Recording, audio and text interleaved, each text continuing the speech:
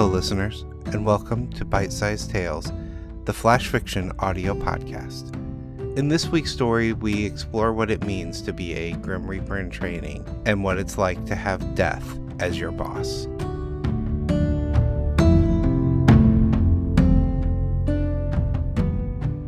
Reaper in Training, written and read by Wayne Cole. Death hates murderers, and especially those that take the life of a child. I was surprised to discover this because I had assumed that she would appreciate anything that ended a life. What I didn't understand was that she believed in the natural flow of a life. A life cut short has not experienced its full potential. It seems like a contradiction to me, but she is far more complex than I would have ever imagined. Apparently, a life given fighting for something a person truly believes in is a fulfillment of potential unequaled by any other. The living embodiment of the concept of death is not actually a woman.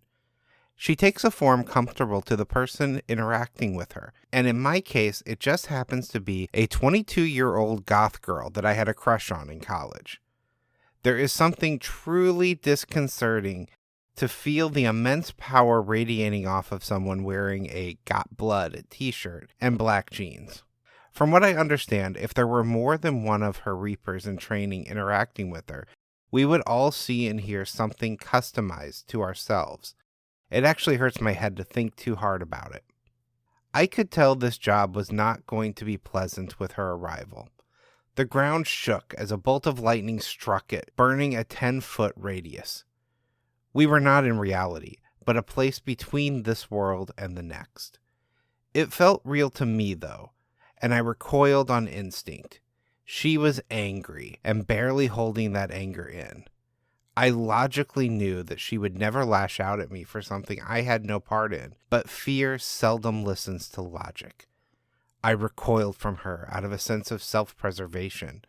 From the look on her face, I can tell that annoyance at me has now been added on top of seething rage she was already feeling.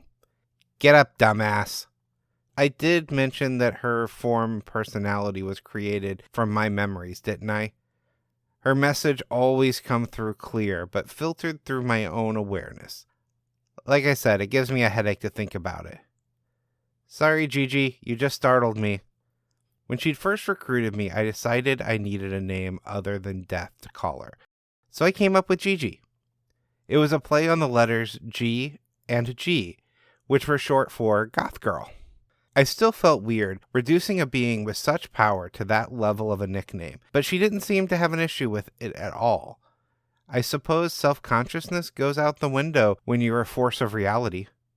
You're the best trainee I got. Probably says more about the talent pool than it does you, but it's time to graduate anyway. Don't fuck it up. My phone dinged, and I knew the information would be waiting in an email. She turned to walk away and was just gone. I was used to quick conversations, but this was abrupt even for me. I opened my phone to read the email. I should probably mention that I know the phone isn't real. Every interaction goes through the filter of what my mind can handle. I'm not ready to have information just flow into my brain, so instead I have a phone and email. Other trainees get folders, books, or whatever they're more comfortable with. I can't call anyone with it or email anyone except Gigi. From what I understand, when I graduate to a full Reaper, I'll be able to, though. I will be able to interact with the other Reapers. I winced as I read the details. My job is simple, yet incredibly difficult. When people die, they need to move on to the afterlife, reincarnation, or whatever comes next. I don't actually know those answers yet. The important part, though, is that to do so, they need to let go of the life that had just ended. They have to acknowledge that they have died, and that their journey now goes forward instead of back. That's harder to do for some than others, and especially difficult for people who die tragically or who have a lot of unfinished business. It is the Reaper's job to be there when they die and ensure that they move on. Reapers are not always successful. You know those stories of demonic possessions, poltergeists, and just general weirdness?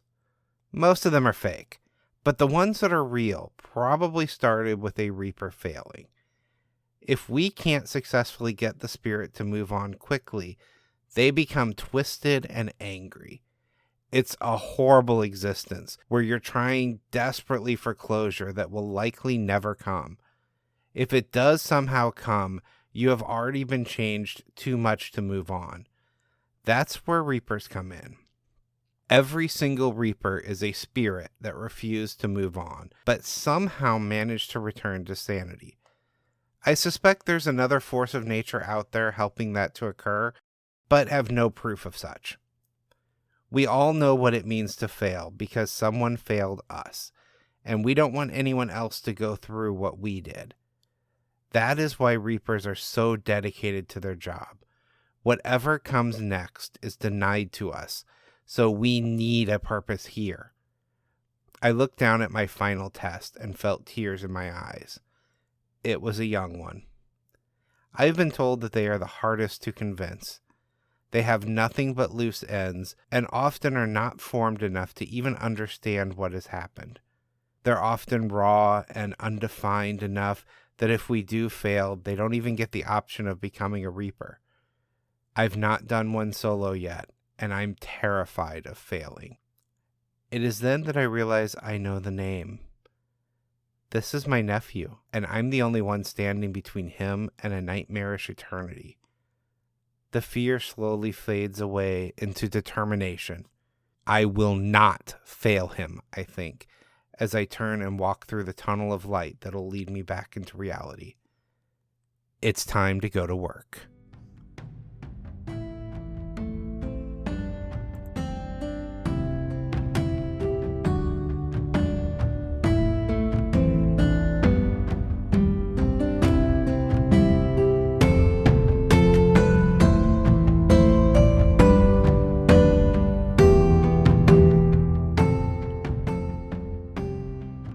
And now a word from our author. I've always liked the concept of Grim Reapers just doing their job. They aren't something evil, they just perform some sort of necessary function. The same with death. Death is not evil. Death is just a force of reality that has to exist. Over the years, I've seen various media that has dealt with Grim Reapers. Some of them taking kind of the approach that I take here, some of them going completely different directions.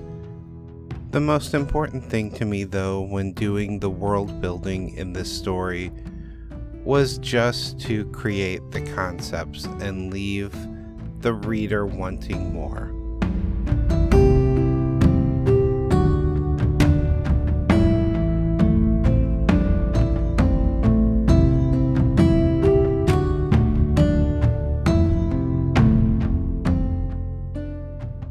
This chapter of Bite-Sized Tales has been brought to you under a Creative Commons Attribution, Non-Commercial, No Derivatives 4.0 International License. Intro and outro music is Fantasy Motion by Alexander Nakarada, provided under a Creative Commons 4.0 license. If you enjoyed what you heard today, we would greatly appreciate reviews and recommendations to your friends. Finally, for more information about our authors, please visit bitesizedtales.com. We look forward to reading to you next time.